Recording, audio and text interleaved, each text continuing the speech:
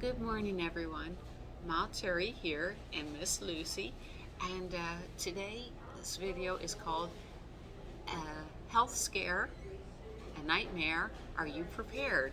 Um, it's so funny. Sometimes I wake up in the morning with the best ideas for a video, and this was not my idea to do this video, but we're going to talk about healthcare on the road. So yesterday I had a really bad health scare.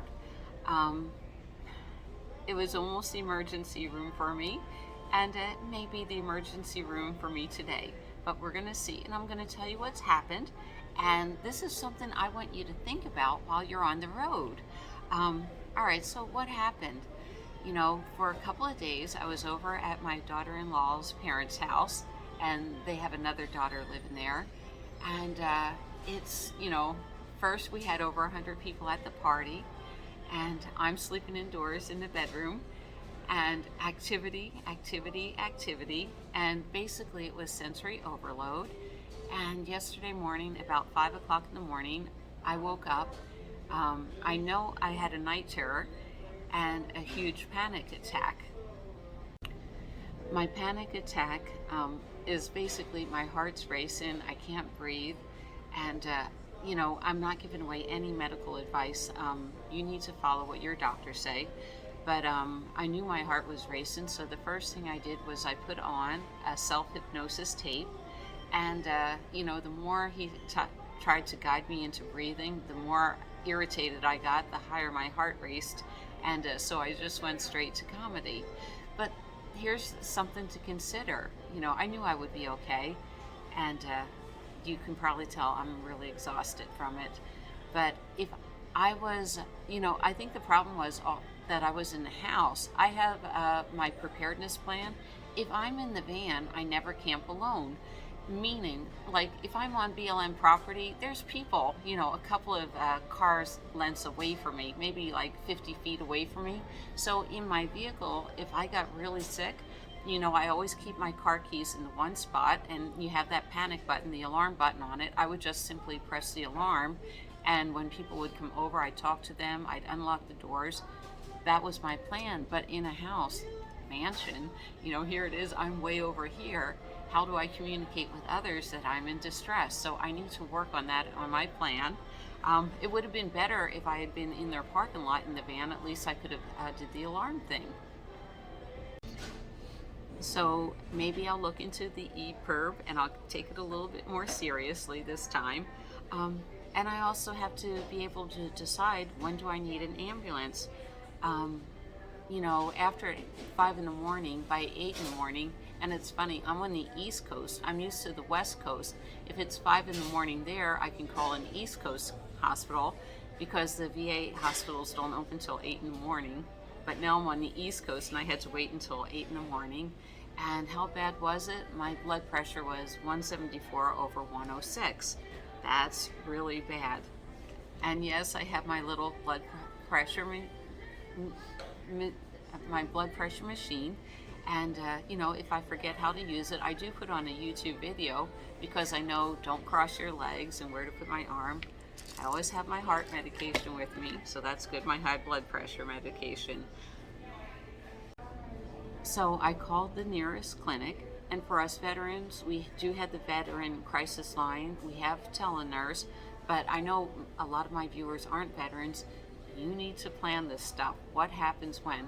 Because, someone asked me the other day, well, when do you quit van life? You're getting up there in age. And it's like, you know what? Van life is a lot easier for me than an apartment.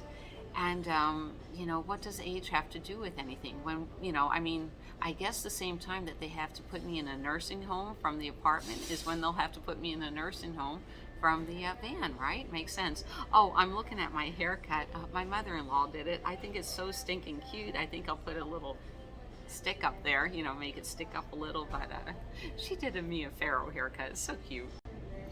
So you have to have a plan. You have to have your nurses on speed dial.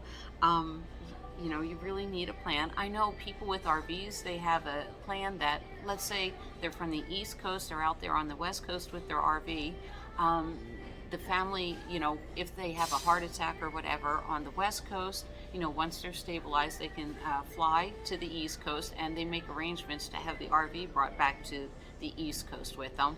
All this really needs to be planned out in advance before you take off for a ride, for an RV adventure. Also, I know I'm on vacation, permanent vacation, but you have to take care of yourself. I knew it was, I get the people, oh, come on, stay in the house because you really wouldn't want to be in that van. Well, this is what happens. I had sensory overload, and then I had diet overload because my big Italian family, mangia, mangia, mangia all the time. So I wasn't taking care of my diet. I wasn't exercising properly because, I know, wake up in the morning, go for a long walk, but, they have you on this treadmill. Let's do this, because you're only in town for so many days. So I made choices, and I made really poor choices. So today is Wednesday, and where am I at right now? My blood pressure is still high, and I'm right down the street from a really good VA hospital, so I might go over there and check it out. In fact, probably, I most definitely will. And, I always tell you, people, save money for an emergency. You never know when you're going to have it. And they may say, I'm fine. They may give me a bigger dose of medication, which that'll be helpful. And I might check in a hotel room for the day and the night, because yesterday when it happened, I only got 4 hours sleep, and I have a strict insomnia to where I have to be in bed at 10 and up at 8, so I'm like 4 hours behind on the sleep, and naps aren't an option, but I'm going to go over to the hospital and see what they say. All right, so I really want you to think long and hard about your plans. I mean, you have to custom tailor it for you. You have different health problems than I do, and this is what happens when you don't manage your health on the road. So let this be a warning, and start making those plans. Okay, I love you all. I got some great videos planned for you. We're starting the solar cooker, and I'm so happy and so thrilled that you're joining me for this journey, and I can't wait to join you on your journeys. All right, sorry guys, I just wanted to add in something real quick. I started doing videos because the Nomadland came out, and everybody was ragging on Bob, that Bob, he's more of a hermit, and he needs his alone time, and and that's what I was so angry over. And it's like, you don't understand. Well, the reason why I came to his defense is, this is what happens when, Terry, and I didn't take care of myself. I didn't get my alone time.